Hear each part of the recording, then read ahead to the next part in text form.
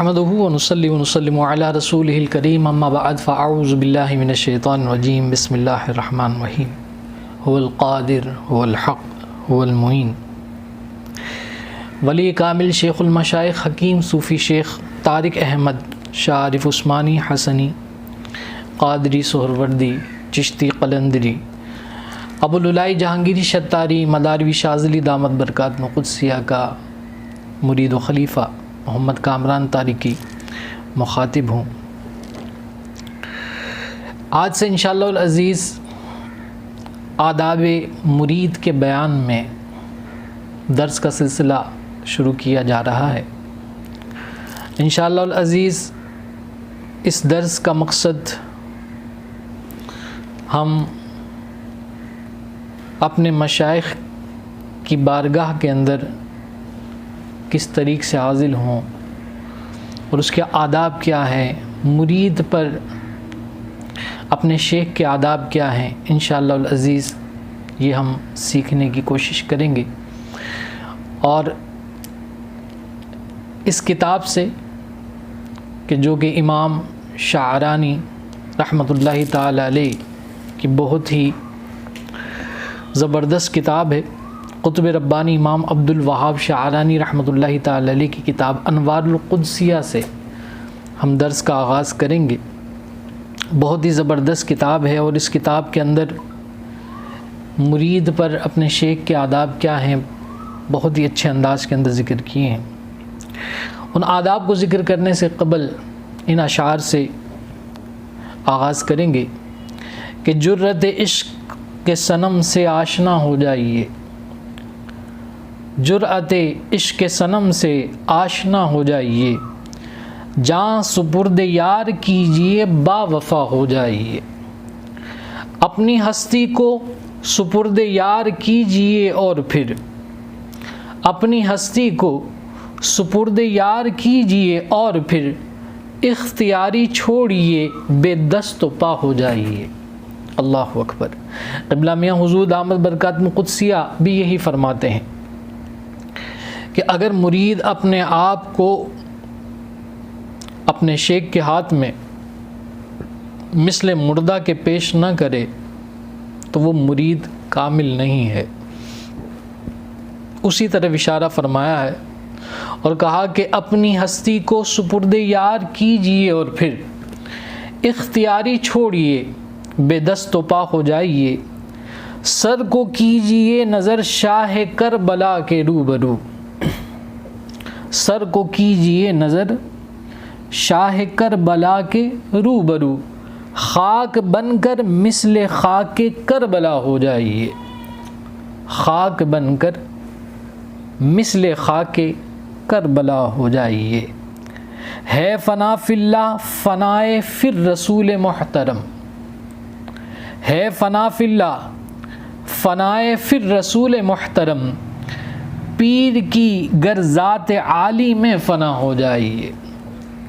اور یہ قبلہ میاں حضور دامت برکات قدسیہ اپنے ارشادات کے اندر اکثر فرماتے رہتے ہیں کہ فنا مرشد میں ہی فنا فی الرسول ہے اور فنا فی الرسول میں ہی فنا فی اللہ ہے۔ تو اسی طرف اشارہ فرمایا ہے کہ ہے فنا فی اللہ فنائے فر رسول محترم، پیر کی گر ذات عالی میں فنا ہو جائیے۔ ہے محبت غیر جانا کی جو فانی چھوڑ کر، ہے محبت غیر جانا کی جو فانی چھوڑ کر، الفت مرشد میں کامل مبتلا ہو جائیے۔ بس الفت مرشد میں کامل مبتلا ہو جائیے۔ اور قیل و قال عقل کو کیجئے محبت سے فنا، قیل و قال عقل کو کیجئے محبت سے فنا، نقش پائے جانے جانا پر فدا ہو جائیے، نقش پائے جانے جانا پر فدا ہو جائیے، اپنی ہستی کو سراپا درد کیجئے پیار سے، اپنی ہستی کو سراپا درد کیجئے پیار سے، اور درد بن کر آپ ہی اس کی دوا ہو جائیے. اللہ اکبر. درد بن کر آپ ہی اس کی دوا ہو جائیے. ہے ید اللہ فوق دست پیر کامل بالیقین. ہے ید اللہ فوق دست پیر کامل بالیقین. بیت حق کیجئے اور باخدا ہو جائیے. بیت حق کیجئے اور باخدا ہو جائیے. ایک ذات یار ہے موجود دوجا کون ہے. ایک ذات یار ہے موجود دوجا کون ہے. ہے عدم جب آپ کی ہستی تو لا ہو جائیے. ہے عدم جب آپ کی ہستی تو لا ہو جائیے. کہہ دیا آ کر خیال یار نے دل میں شفیق. کہہ دیا آ کر خیال یار نے دل میں شفیق. اب خیال این و آن سے ماورا ہو جائیے. اب خیال این و آن سے ماورا ہو جائیے. اللہ تبارک و تعالی ہمیں اپنے مرشد کی، اپنے مرشد کامل کی کامل محبت نصیب فرمائیے. حضرت شیخ قطب ربانی امام عبد الوہاب شعرانی رحمۃ اللہ تعالی علیہ اپنی اس کتاب انوار القدسیہ، جس کا ترجمہ آداب مرید کامل کی صورت کے اندر موجود ہے، اس میں فرماتے ہیں کہ مرید کی شان یہ ہے کہ شیخ کے عہد یعنی بیت میں اس وقت تک داخل نہ ہو جب تک کہ تمام ظاہری اور باطنی گناہوں سے، مثلاً غیبت، شراب نوشی، حسد، کینہ اور دیگر گناہوں سے، گناہ کبیرہ سے توبہ نہ کرے. جس طرح اسے چاہیے کہ عزت اور مال کے حوالے سے تمام مخالفین کو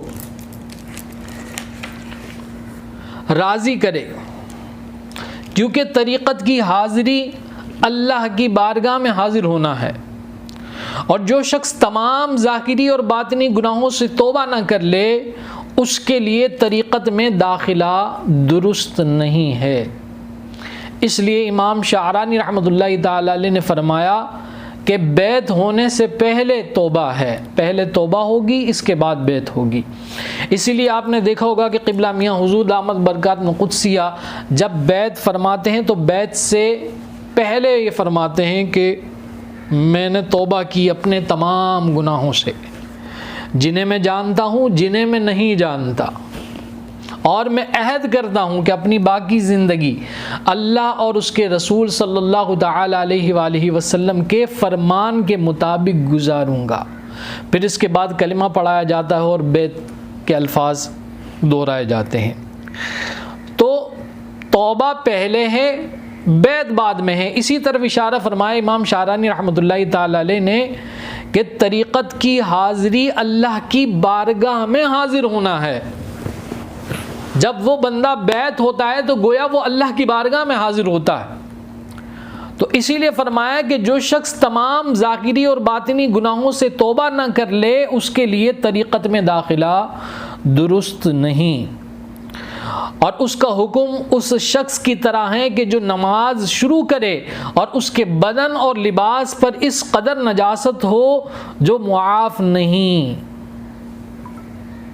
یا اس کو پانی نہ پہنچایا یعنی نہ دھویا، تو اس کی نماز باطل ہے. یہ اشارہ ہے، یہ سمجھانے کے لیے ایک مثال ہے. مزید فرماتے ہیں اور اگر اس کا شیخ بڑے اولیاء کرام سے ہو تو جب تک اپنے آپ کو پاک نہ کر لے، اس کے ساتھ ایک قدم چلنے پر بھی قادر نہ ہوگا. اس کے ساتھ ایک قدم بھی چلنے پر قادر نہ ہوگا. اکثر لوگ اس بات سے غافل ہیں. وہ مرید سے عہد و پیمان لیتے ہیں حالانکہ اس پر ظاہری اور باطنی گناہ ہوتے ہیں. بندوں کے مال اور عزت کے حوالے سے مخلوق تو ایک طرف رہے، ایسا شخص طریقت میں کوئی فائدہ حاصل نہیں کر سکتا۔ یہ میں نہیں کہہ رہا، امام شعرانی رحمۃ اللہ تعالی علیہ فرما رہے ہیں اپنی کتاب کے اندر۔ مزید فرماتے ہیں کہ میں نے سیدی علی خواص رحمۃ اللہ تعالی علیہ سے سنا، وہ فرماتے ہیں کہ اللہ والوں کا طریق جنت میں داخل ہونے کی طرح ہے۔ اللہ والوں کا طریق جنت میں داخل ہونے کی طرح ہے، پس جس طرح ان میں سے کوئی شخص جنت میں داخل نہیں ہو سکتا جب تک اس پر کسی انسان کا حق ہو، جس طرح حدیث شریف میں آیا ہے، پس اسی طرح اللہ تعالی کی طرف جانے کے لیے طریقت کا بھی حکم ہے۔ توبہ کا مطلب کیا ہے؟ توبہ کا مطلب یہ ہے کہ جو عمل شریعت میں مذموم ہے اس سے اس عمل کی طرف رجوع کرنا، جو شریعت میں محمود ہے اس طرف رجوع کرنا، مذموم سے محمود کی طرف رجوع کرنا۔ اور ہر توبہ کرنے والا اپنے مرتبے کے اعتبار سے توبہ کرتا ہے۔ بعض اوقات کسی کام پر ایک شخص کی تعریف کی جاتی ہے اور دوسرا شخص اسی کام سے بخشش مانگتا ہے، اور یہ حسنات الابرار سیئات المقربین، نیک لوگوں کی نیکیاں مقربین کے گناہ ہوتے ہیں کی صورت ہے۔ جو شخص شریعت کی مخالفت خواہش کے مطابق کھانے اور حرام کاموں کے ارتکاب پر ڈٹ جائے اور بار بار اس کا ارتکاب کرے، اس کے اور طریقت کے درمیان اتنا فاصلہ ہے جتنا آسمان اور زمین کے درمیان ہے۔ اور یہ بات واضح ہے کہ نفس کا کام جھوٹے دعوے کرنا ہے۔ بعض اوقات وہ توبہ میں سچا ہونے کا دعویٰ کرتا ہے حالانکہ وہ جھوٹا ہوتا ہے، لہذا وہ شخص جس مقام پر توبہ کا دعویٰ کرے وہاں اس کی سچائی کو شیخ کی گواہی سے قبول کیا جائے، حتیٰ کہ وہ ایسے مقام تک پہنچ جائے کہ جب بھی وہ پلک جھپکنے کے برابر اپنے رب سے غافل ہو تو توبہ کرے، پھر وہ اللہ تعالی کی تعظیم میں ہمیشہ ترقی پذیر ہوگا اور تعظیم کے سلسلے میں کسی مقام پر نہیں رکے گا اور نہ اسے قرار آئے گا، ورنہ وہ رک جائے گا، منزل اس کی رک جائے گی، درجات بلند نہیں ہو سکیں گے، منازل سلوک کے اندر رکاوٹ کا معاملہ ہوگا۔ مشائخ نے توبہ کے بارے میں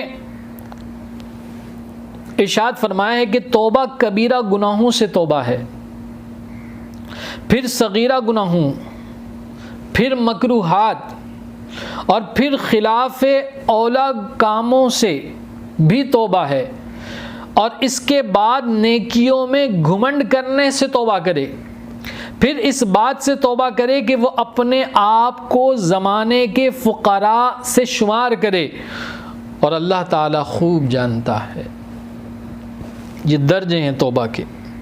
ابتداً وہ کبیرہ گناہوں سے توبہ کرے، اس کے بعد صغیرہ گناہوں سے بھی توبہ کرے، اس کے بعد جو مکروہات اس سے سرزد ہوئے اس سے بھی توبہ کرے، پھر خلاف اولا چیزوں سے بھی توبہ کرے، اس کے بعد نیکیوں پر گھمنڈ کرنے سے بھی توبہ کرے، اور پھر اس بات سے توبہ کرے کہ وہ اپنے آپ کو زمانے کے فقراء سے شمار کرے، یعنی لوگوں میں وہ کہتا رہے کہ میں شیخ ہوں، میں فقیر ہوں، اس سے بھی توبہ کرے۔ اور اللہ تعالیٰ خوب جانتا ہے، اللہ تبارک و تعالیٰ کو عجز بندے کی بہت پسند ہے، عاجزی بہت پسند ہے، اور اس راہ کے اندر قبلہ میاں حضور دامت برکات میں قدسیہ فرماتے ہیں کہ عاجز شخص ہی آگے بڑھتا چلا جاتا ہے، جتنا عاجز ہوگا اتنا آگے بڑھتا چلا جائے گا، جتنا عاجز ہوگا اتنی اس کی جو سلوک کے منازل ہیں وہ بڑی تیزی سے طے ہوتے رہیں گے، اور جتنا تکبر ہوگا، انانیت ہوگی، وہ اتنا زیادہ منازل سلوک سے، درجات سلوک سے وہ دور رہے گا۔ ایک دن قبلہ میاں حضور دامت برکاتہ قدسیہ سے میں نے سوال کیا کہ حضور توجہ زیادہ لینے کا طریقہ کیا ہے، کب زیادہ توجہ حاصل کی جائے، شیخ کی سب سے زیادہ توجہ کب حاصل کی جائے؟ تو میاں حضور دامت برکاتہ قدسیہ نے فرمایا ہے کہ جس شخص کا ظرف جتنا ہوتا ہے اتنی ہی توجہ اس پر کی جاتی ہے، اتنا ہی فیض حاصل ہوتا ہے، زیادہ حاصل ہوتا ہے۔ تو جو شخص جتنا زیادہ فیض لینا چاہتا ہے تو وہ اپنے ظرف کو بڑا کرتا چلا جائے، جتنا زیادہ بڑا ظرف ہوگا اتنا زیادہ فیضیاب ہوگا، جتنا زیادہ عاجز ہوگا اتنا زیادہ فیضیاب ہوگا۔ میں نے میاں حضور دامت برکاتہ قدسیہ سے پوچھا کہ حضور یہ بتائیے کہ یہ ظرف بڑا کیسے ہوتا ہے؟ تو قبلہ میاں حضور دامت برکاتہ قدسیہ نے فرمایا کہ یہ ظرف جو ہے بڑا ہوتا ہے عجز و انکساری سے، عاجزی سے۔ جتنے زیادہ عاجز ہوتے چلے جائیں گے اتنا زیادہ ظرف بڑھتا چلا جائے گا، اور جتنا زیادہ ظرف بڑھے گا اتنی زیادہ عنایاتوں کے دروازے کھلتے چلے جائیں گے۔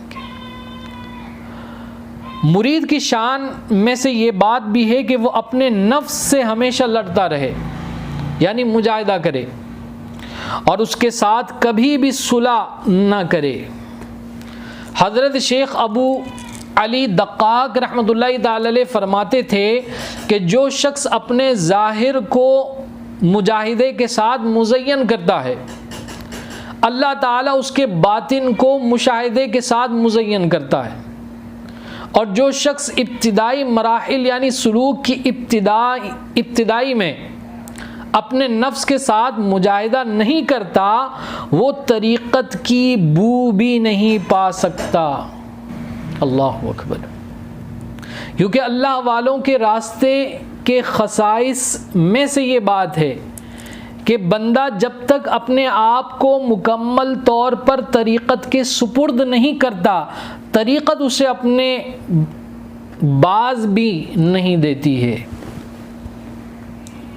حضرت ابو عثمان مغربی رحمۃ اللہ تعالی علیہ فرماتے تھے کہ جو شخص یہ خیال کرے کہ مجاہدے کے بغیر اس پر اس طریق یعنی طریقت میں سے کوئی بات منکشف ہوگی، اس نے محال کا قصد کیا، محال کا قصد کیا۔ حضرت ابو علی دقاق رحمۃ اللہ تعالی علیہ فرماتے تھے کہ جو شخص ابتدا میں کھڑا نہیں ہوتا وہ انتہا میں بیٹھ نہیں سکتا، یعنی ابتدا کے اندر جو کھڑا نہیں ہوتا، اس سے مراد یہ ہے کہ ابتدا میں اگر کوئی شخص مجاہدات نہیں کرتا تو وہ انتہا میں مسند ارشاد کے اوپر بیٹھ نہیں سکتا۔ حضرت حسن عرار رحمۃ اللہ تعالی علیہ فرماتے تھے کہ صوفیہ کے طریقے کی بنیاد 3 چیزیں ہیں۔ صوفیہ کے طریقے کی بنیاد 3 چیزیں ہیں۔ نمبر 1، مرید اس وقت کھائے جب فاقے کی حالت ہو۔ نمبر 2، اس وقت سوئے جب نیند کا غلبہ ہو۔ اور نمبر 3، جب ضرورت شرعیہ ہو تو گفتگو کرے، اس کے علاوہ گفتگو نہ کرے۔ حضرت سیدنا ابراہیم بن ادہم رحمۃ اللہ تعالی علیہ جلیل القدر اللہ تبارک و تعالی کے ولی گزرے ہیں، کامل درویش گزرے ہیں، بادشاہ بھی رہے، فقیر بھی رہے۔ آپ فرماتے تھے کہ کوئی شخص صالحین کا درجہ اس وقت تک حاصل نہیں کر سکتا جب تک کہ اس میں 6 خصلتیں نہ ہوں۔ جب تک 6 خصلتیں نہیں ہوگی صالحین کا درجہ اس کو حاصل نہیں ہو سکتا۔ نمبر 1 نفس سے مجاہدہ، یہ پہلی خصلت ہے۔ نمبر 2 نفس کو ذلیل کرنا، یہ دوسری خصلت ہے۔ نمبر 3 شب بیداری کرنا، رات کو جاگنا، جب لوگ سوئے ہوئے ہوں اس وقت اللہ تبارک و تعالیٰ کا ذکر کرنا، اس کو یاد کرنا۔ اور نمبر 4 دنیا سے کم حاصل کرنے کی چاہت، اللہ اکبر۔ اور نمبر 5 دنیا کے چلے جانے پر خوش ہونا، یہ خصلت ہے۔ یہاں الٹا معاملہ ہوتا ہے، نفس کے ساتھ مجاہدہ نہیں ہوتا، نفس سے یارانہ لگایا ہوا ہے ہم نے، نفس کو ذلیل نہیں کرتے بلکہ اس کو ذلیل ہونے سے بچاتے ہیں، الٹا معاملہ ہے ہمارے ساتھ۔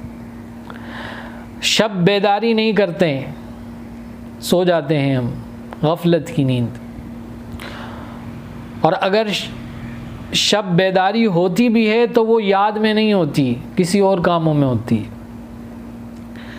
دنیا سے کم حاصل کرنے کی چاہت، یہ خصلت نہیں ہے، الٹا ہوتا ہے، ہم الٹا کرتے ہیں، یعنی کہ دنیا سے زیادہ حاصل کرنے کی چاہت،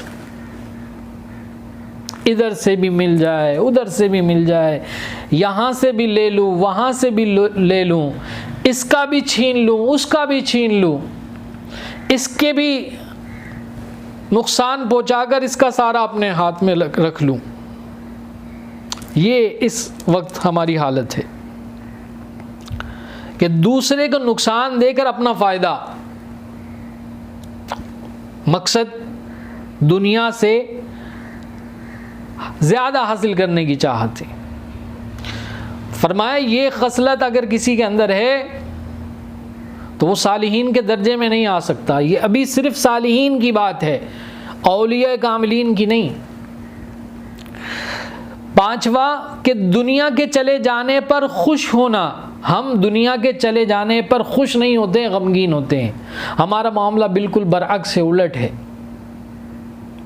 ذاتی طور پر دیکھ لیجئے کہ ذرا ہمیں کوئی تکلیف آ جائے، کوئی نعمت ہم سے چلی جائے، چھوٹ جائے، ہم غمگین ہو جاتے ہیں۔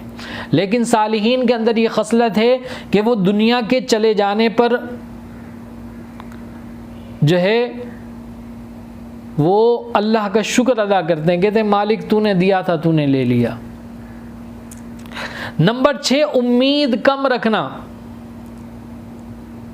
یہ 6ٹھی خصلت ہے۔ نمبر 1 نفس سے مجاہدہ، نمبر 2 نفس کو ذلیل کرنا، نمبر 3 شب بیداری، نمبر 4 دنیا سے کم حاصل کرنے کی چاہت، نمبر 5 دنیا کے چلے جانے پر خوش ہونا، اور نمبر 6 امید کم رکھنا۔ یہ 6 خصلتیں کوئی شخص صالحین کا درجہ اس وقت تک حاصل نہیں کر سکتا کہ جس کے اندر یہ 6 خصلتیں نہ ہوں، جن میں ہوگی وہ صالحین کے درجے میں ہوگا۔ حضرت شبلی رحمۃ اللہ تعالی علیہ کا مجاہدہ کیسا تھا؟ اس حوالے سے حضرت سیدنا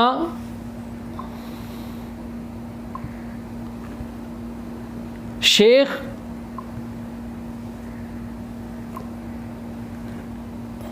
شبلی رحمۃ اللہ تعالی علیہ کو جب نیند آتی تو اپنے آپ کو خیزران درخت کی شاخوں کے ساتھ مارتے تھے۔ اللہ اکبر۔ ایک درخت ہے، اس کی جو شاخیں ہوتی اس کے ساتھ مارتے تھے جب آپ کو نیند آتی تھی، حتیٰ کہ بعض اوقات صبح ہونے سے پہلے لکڑیاں ختم ہو جاتی تھی، اتنا مارتے تھے اپنے آپ کو۔